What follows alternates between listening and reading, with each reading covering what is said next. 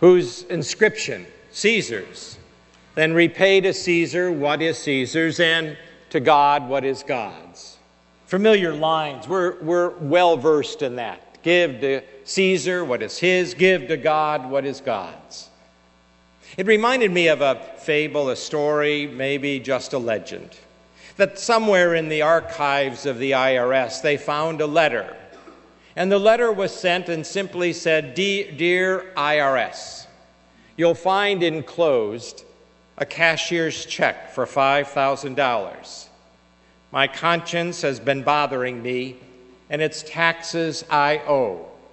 Now, understandably, the letter is not signed, but there is a postscript. And the postscript at the bottom of the letter simply says, "P.S. If my conscience continues to bother me, I'll send the rest." Now, you and I understand that, don't we? We don't like to get any money to someone, especially the government, if I can use it for myself. Render to Caesar what is Caesar's. Render to God what is God's. You see, I think what's going on in the gospel is not at all about taxes. Matthew is always good about putting something out there and then reminding us, but that's not the issue. It wasn't the issue with Jesus. For he even told at the beginning of that gospel, they're trying to find a way to trap him. They're not interested in who pays taxes and who doesn't. In fact, they are trying to put him in the middle. They're thinking that by their question, he is going to have to alienate someone. For if he says, yes, you must pay the tax, they feel that he will alienate the leaders of the Jewish faith and those who are following, for they see the Romans as an occupying force, an enemy in their midst. And if he says, oh, you don't have to pay the tax, he will incur the wrath of the Romans and, in fact, be labeled a criminal for calling others to disobey the law. But Jesus says something very clever but also insightful. Whose coin is this? It's Caesar's coin. Then let him have it. Repay it. But, and he adds this, give to God what belongs to God. And there it is that we find a curious conundrum, don't we? What is God's? I know what Caesar's is, perhaps, but what is God's? And that's a rather difficult thing to figure out. You see, on the one hand, you could say, well, if there is no God, if God doesn't exist, then I have everything I have. My money, my health, my friendships, my job, all those things are a matter of luck, chance, fortune. But if there is a God, if God does exist, as you and I in our gathering every week would at least testify, then what I have are gifts. Gifts bestowed, gifts given, offered to me by my God. And I have to recognize in these gifts that they are meant for a time. I take none of them with me. All of us will leave our possessions behind. Nothing will go with us. So it seems these are gifts in my hands for a time. My life, my energy, my health, the friends, the family, the job, all those things are but gifts to be shared. So Jesus isn't setting up an equal thing, saying, give this much to Caesar and the same amount to God. He is saying, no, Caesar has a claim on some of what I have. In other words, the state, the city, the government needs something to run. We all know to have a civil society, we have to have certain things paid for. We all contribute to allow that to happen. So Caesar does deserve and have a claim on some of what I own, possess. But also, it says now to God. So in our understanding, everything belongs to God. Now, what Jesus is doing, and this is the heart of the gospel, he is trying to say, I want you to look at what you have differently than you do. For those without faith, everything is theirs to do with as they want and wish. But you and I know better. They are given to us for a time to be shared. The Lord is not saying all must be given away, not at all. He tells us, in fact, you must take care of those you love. Take care of yourself. So I should keep what I have enough to supply for my family, for my own goods. But then I am also called to be mindful of those beyond me, others who might be in need. And that's where the Lord says, it is only given to you to give again, to bestow, to offer, to be a blessing for those who have none or little. You could be that gift. You could bring that blessing. That's why he says, then give to God what belongs to God. In the front of our bulletin every week, as you see it, it tells us that we are a welcoming Roman Catholic community. And then it says, and we serve our God by worshiping together and by reaching out to others in order to build up the kingdom. So it tells us that what we are about, our mission as a parish, is to worship together, give praise to God, but also to reach out to those in need so that we can build the kingdom of God. Two things, worship and reaching out.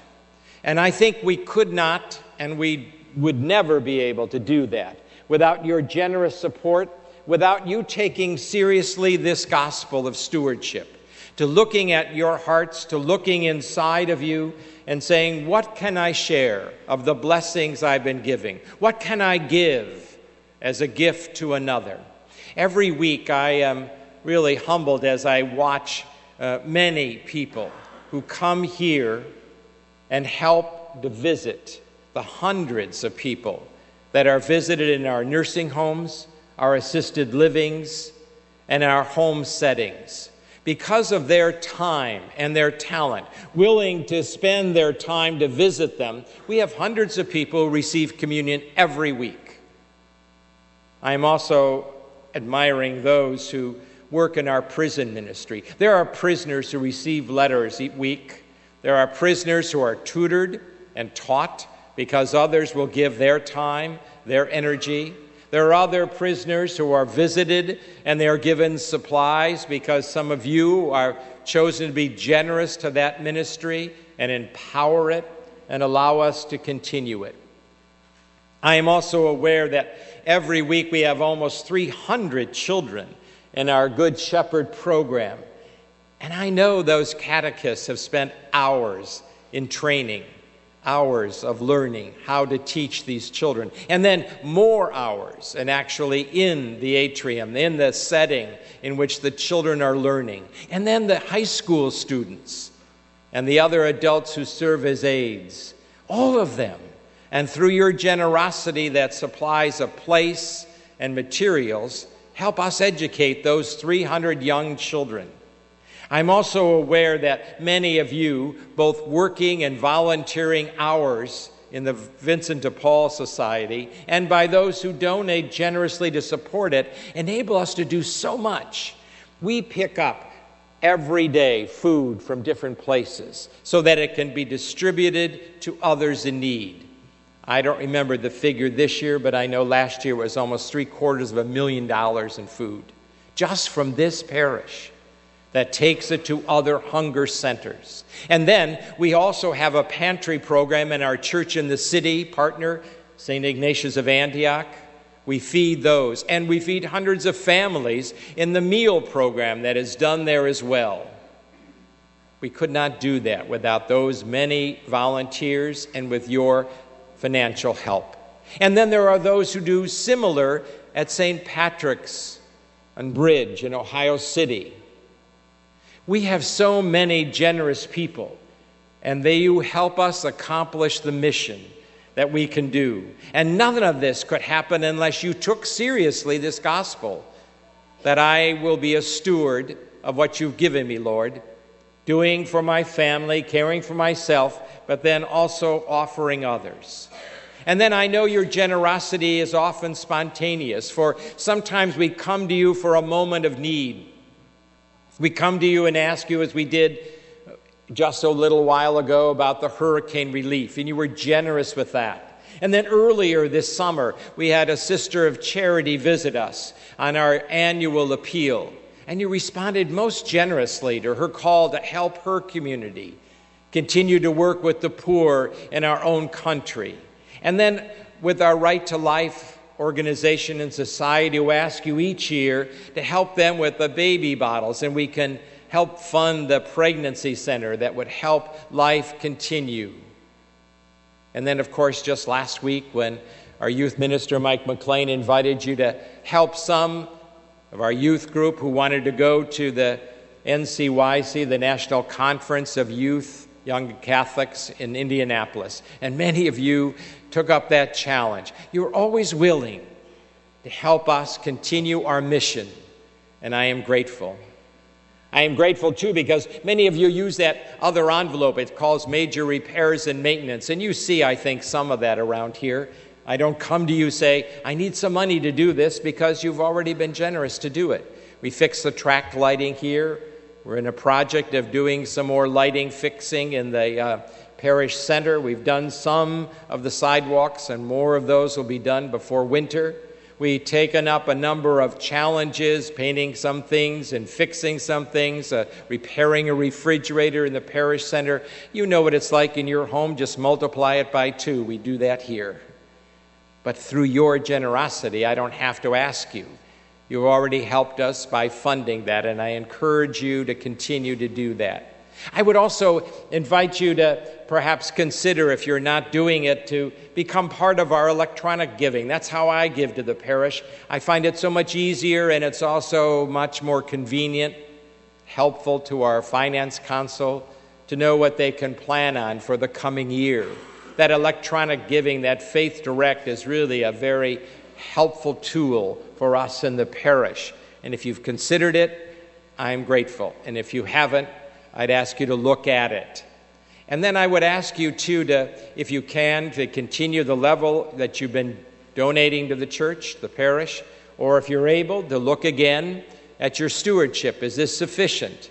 Are my gifts matching my generosity? That's important. And 2 other things. I don't want you to equate what you give here as your only gift to God, because I know there's more charities and there's more opportunities. I want you to look at your own gift of time, for that is God's gift to you, and say, how well am I using this with my family? Do I give them the least or the most?